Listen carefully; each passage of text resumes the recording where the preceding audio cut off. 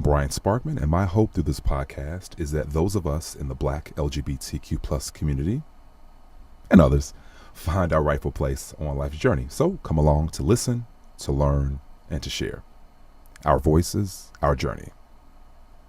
More than just letters. Coming up next.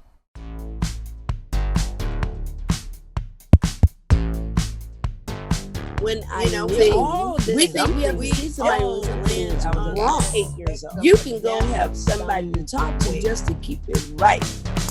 Sometimes that it's not, and again, this is, it's kind of a blanket statement. This is not to, say to everybody. This is just sort of in general that, it's not one of the things that we, I think, as a community for Black people, and then, I reckon to say in the LGBTQ plus community that, therapy is not something that, it's not something we've been taught. Our grandparents or parents were like, oh, we have these issues or difficulties.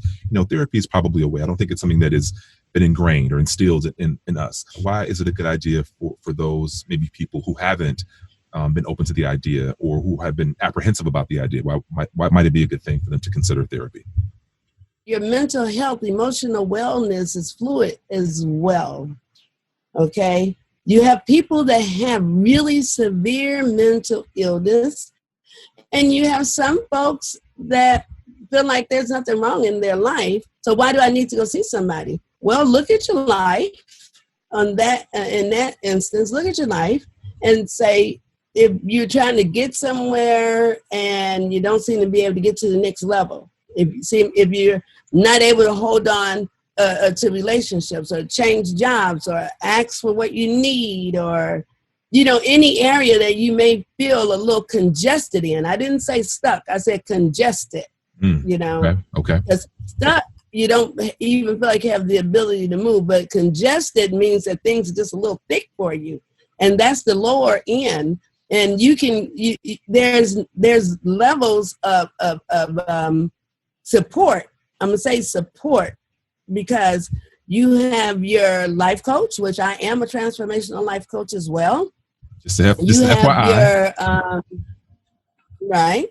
You also have your levels of spiritual engagement, where you may can go and talk to the minister, or whoever you spiritually, I am an ordained minister as well. And so you have that level. So you go there to the church that we've been taught to do. And then you can go to a trained psychologist or marriage and family therapist, a mental health professional.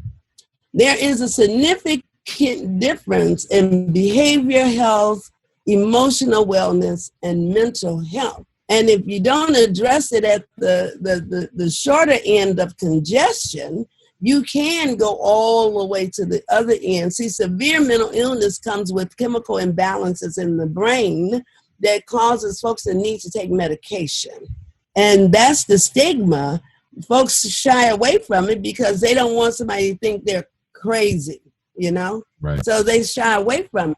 But you can see someone when they feel like there's really nothing really going wrong, just to keep it right. See, we think we have to see somebody when something is wrong. You can go have somebody to talk to just to keep it right, to keep it level. Everybody needs someone to spin off on. But my challenge to folks is you got to be careful who you're spinning off on. And we have a tendency to go and talk to people and they give us all of this advice, where if you really look at some of the advisors that's giving you advice, look at how they are handling that same exact area of their life. And then that gives you a lot of information of their qualifications to give you advice, because everybody don't have to be a licensed person to give you advice. You can get it from a life coach. You can get it from the ministry. You can get it from the psychotherapist, and you can talk to your friends and your family. But it's important to talk to somebody. It's important to be able to reach out to people who have studied and trained to be able to help us kind of navigate some of the unknown, I think. So I hope that, for people out there who, may be in a moment of strain or stress, that you really kind of maybe just consider and be open to the idea of, reaching out to someone like to Dr. Gilbert herself, possibly, or to someone like a Dr. Gilbert to help you yourself or selves navigate some of those challenges that are kind of going on out there. I guess the kind of the last question, because let me just piggyback one last thing on what you please, just said please. About when you feel like something might be going on, but you don't know something's going on. Yeah. That's part of the problem as well. We invalidate ourselves because if it's something that the world didn't crash in on us, we think there's nothing going on. So I literally wrote a book. It's a small book, but it's very powerful. What's the name of that book? Life Coaching Made Easy. Don't ask your friend, hire a life coach. Life Coaching Made Easy. It's on Kindle ebook, but you can also just go to my website and order it from my website at drtanyagilbert.com. Okay. However, the book it talks about the differences in who you can go to. When do you go to a life coach? When do you go to a psychotherapist? What's the difference in a life coach and what's the difference in a psychotherapist? Where are you in your process of needing help and your willingness to get help or change? It also prepares you on the questions to ask the person that you're seeking out to know if they're fit for you, because all therapists and coaches are not a fit for everybody. You might have to go through a few, just like shoes, until you find the fit, you know?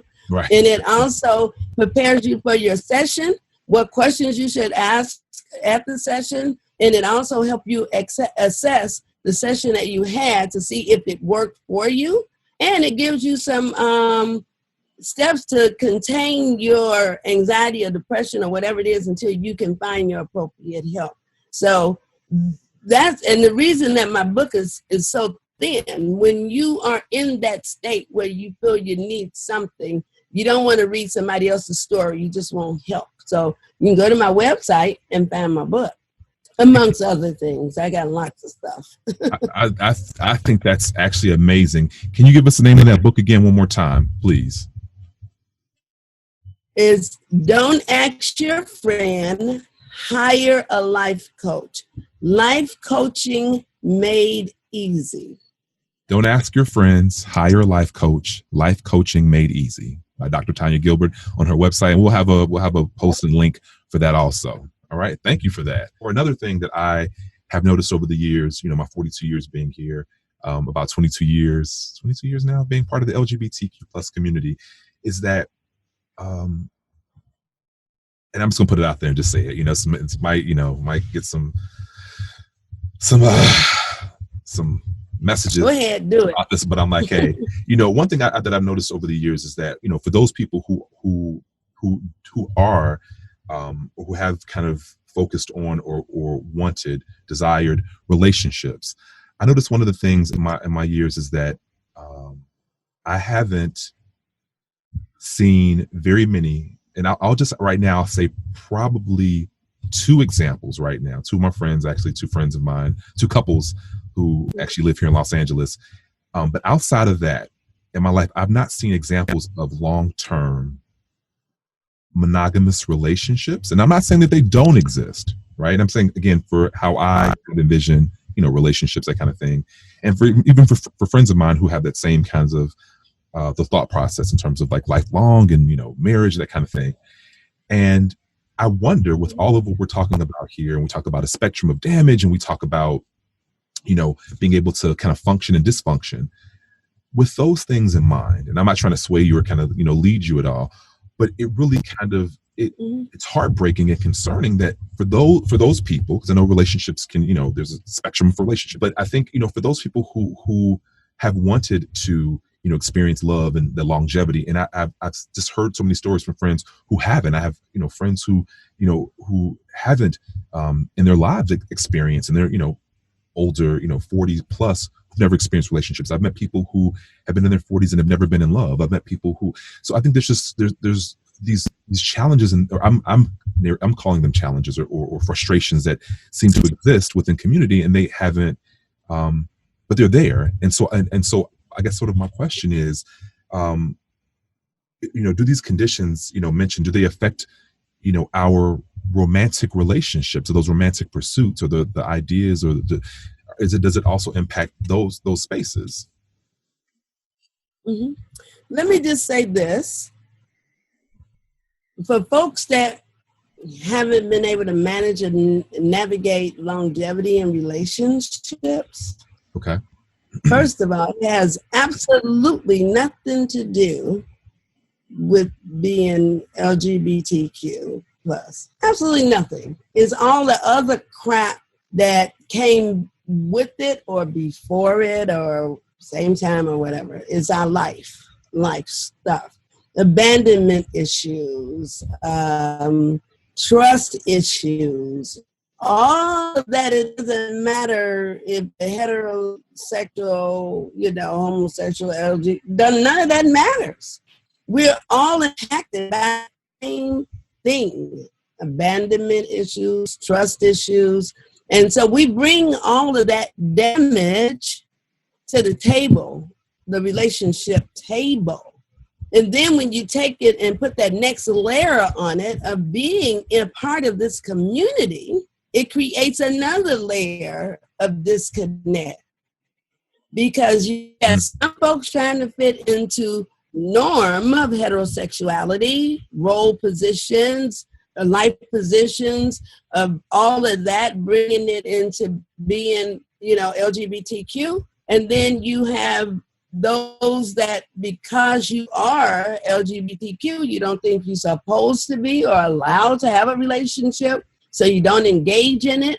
Then you also bring that layer of spirituality into it. Am I wrong Absolutely. for having the relationship? Absolutely. So there is so much that interrupts being able to have that kind of relationship.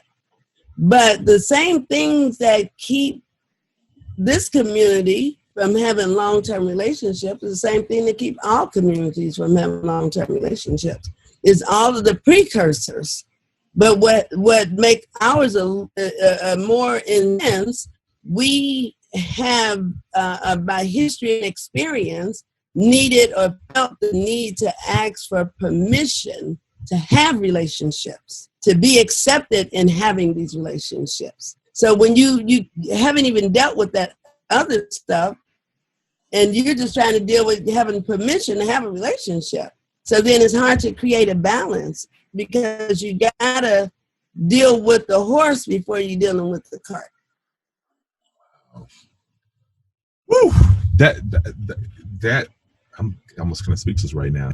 So again, it's not just specific to LGBTQ plus community or Black LGBTQ plus community members. It's it's people bringing past traumas and things with them, or with them in interactions and situationships, relationships, if you will.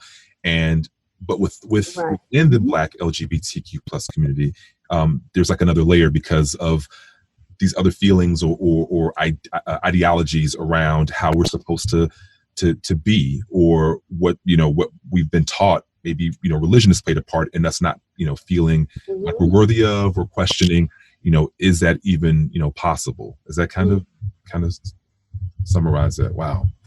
As Black folks, we even struggle with asking permission to be in relationships. Somehow in heterosexual relationships, even a woman, if the man ain't making enough money, he's not worthy enough to be in a relationship with her. He gets thrown in the garbage somewhere. Then you have this woman out here struggling by herself with all these children, you see.